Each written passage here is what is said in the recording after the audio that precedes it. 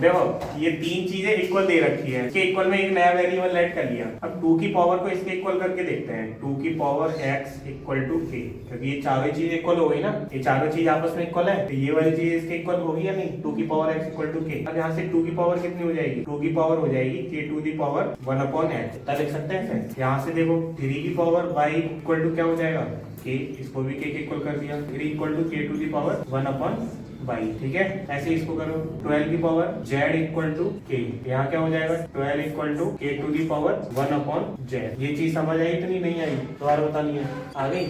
अब देखो लाना ये है, तो जिसे प्रूव करने वाला चीज दे रखा हो तो ये समझो कि ये लेके आना कैसे भी आए। अब यहाँ पे देखो k ही क्यों ऐड करा, क्योंकि यहाँ पे बेस सेम थे ही नहीं। इस चैप्टर में यही पढ़ा है कि सेम बेस होगा तो पावर प्लस हो जाती है या माइनस हो जाएंगे, यही तो पढ़ रखा।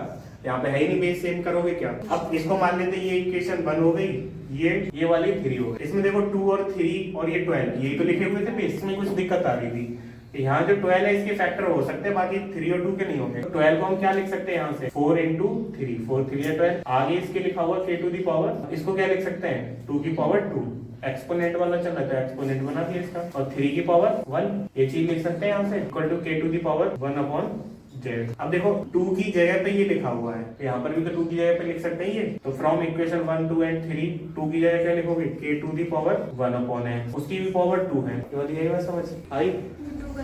कौन सा, ये वाला नहीं, ये अगर इतना 2 होता तो 2 की जगह ये लिख सकते थे ना k की पावर 1 अपॉन x, वही लिख दिया k की पावर 1 अपॉन x, लेकिन वहाँ स्क्वायर था तो इसका भी स्क्वायर करना पड़ेगा। अब 3 की जगह क्या लिखा जाएगा k और उसकी power 1 upon y, k to the power 1 upon z। देखो k ऐड करने के बाद अब क्या दिख रहा है, बेस तीनों जगह k दिख रहा है। अब कुछ हो सकता है इतने वाले पार्ट में, देखो क्या होगा ये k टू दी पावर, इसका क्या हो जाएगा 2 अपॉन x, और ये मल्टीप्लाई में तो क्या हो जाएगी पावर प्लस, और ये क्या हो जाएगा 1 अपॉन y। ये वाली चीज समझ आई, equal to k to the power 1 upon z। Compare कर दो, दोनों तरफ बेस सेम है, क्या जाए 2 upon x plus 1 upon y equal to 1 upon z। Power का कंपेयर कर दिया, वही हो गया प्रूफ। इस वाले में ये तीन चीजें इक्वल दे रखी है, उसमें कुछ अलग से वेरिएबल ऐड करना पड़ेगा, ठीक है। लिखना हो लिखो, नहीं तो आगे वाला करो। a की पावर x, b की पावर y और c की पावर z को एक नए वेरिएबल से इंट्रोड्यूस करा, इसको इसके इक्वल करो। a की पावर x इक्वल टू अगर k होगा तो a इक्वल टू कितना हो गया k to the power 1 upon है। ऐसे ही b to the power y को k के इक्वल करोगे, b इक्वल टू हो गया k to the power 1 upon c to the power z को अगर इक्वल करोगे z है ये और k, c इक्वल टू हो गया k to the power 1 upon z। यहाँ से क्यों लेते ही पता चलता है, वहाँ तो वो 12 लिखा हुआ, यहाँ ये इक्वेशन दे रखी है b स्क्वायर इक्वल टू क्या लिखा हुआ है a। b की वैल्यू कितनी पता चली हमें k to the power 1 upon y, यहाँ पे k to the power 1 upon y लिखोगे, स्क्वायर और दे रखा है। a की वैल्यू कितनी है k to the power 1 upon x multiply k to the power 1 upon z। ये बात समझ आई, k to the power 2 upon y, k to the power 1 upon x, ये दोनों मल्टीप्लाई में तो ऐड हो जाएंगे। ये क्या हो गया, कंपेयर करोगे तो 2 upon y equal to 1 upon x plus 1 upon z। ये चीज आ गई। अगर ये पूछता आंसर हो जाता, लेकिन कुछ और पूछ, इनका क्या करोगे एलसीएम लोगे। 2 upon y equal to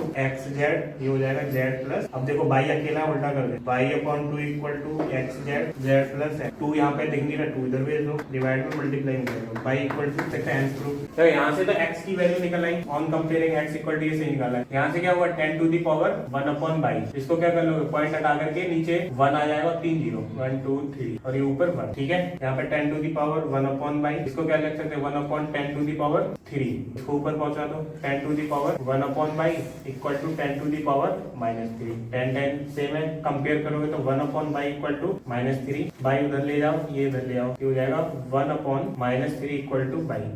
y की वैल्यू -1 अपॉन 3 है, यही है 1 अपॉन 3। अब निकालना क्या करेंगे, 2 की पावर x -2 की पावर -x प्लस 4 y, तो 2 की पावर में निकालना है x कितना आया -1 और -1 कितना हो जाएगा 2 की पावर माइनस तो था ही, x की वैल्यू आई है -1, तो ये बोला था माइनस और माइनस का क्या होगा 4 इंटू y की वैल्यू कितनी आई है -1 अपॉन, इसको सॉल्व करना है 2 की पावर एलसीएम लिया जाएगा यहाँ पे, तो 3 -4 अपॉन 3, ये बचेगा 2 की पावर -1 अपॉन 3। देखो आ रहा है समझ के नहीं, देखो इसके इक्वल में 6 लेके आना है, 6 लेके आना है मतलब 6 आंसर निकालना है, तो इसकी वैल्यू निकालोगे। यहाँ पे x कितना है, ये पूरा टर्म है, x की वैल्यू यहाँ पुट कर सकते हो। ये बोला था कि x कॉमन भी ले सकते हो, तो यहाँ हो जाएगा x स्क्वायर -6, इसको 6 के इक्वल लेके आना है, प्रूव हो जाए तो ये बात है, ना हो पढ़ाई करना स्टार्ट कर। x स्क्वायर की जगह क्या रखो 2 की पावर 1 अपॉन 3 प्लस 2 की पावर 2 अपॉन, इसका क्या हो जाएगा होल स्क्वायर माइनस, ठीक है।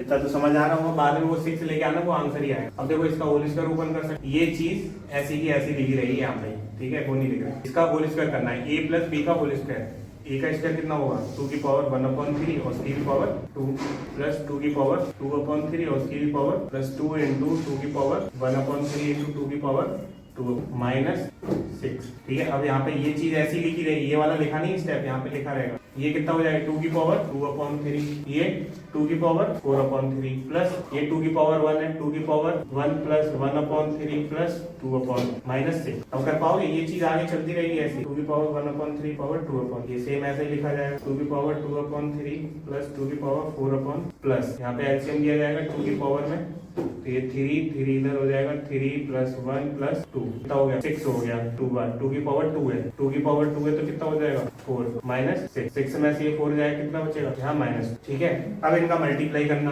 फिर ऐसी काट पीट होगी, कुछ ना कुछ काटे कर लोगे, ऐसे ही था वैल्यू रखने की। और कौन सा बचा है तुम्हारा?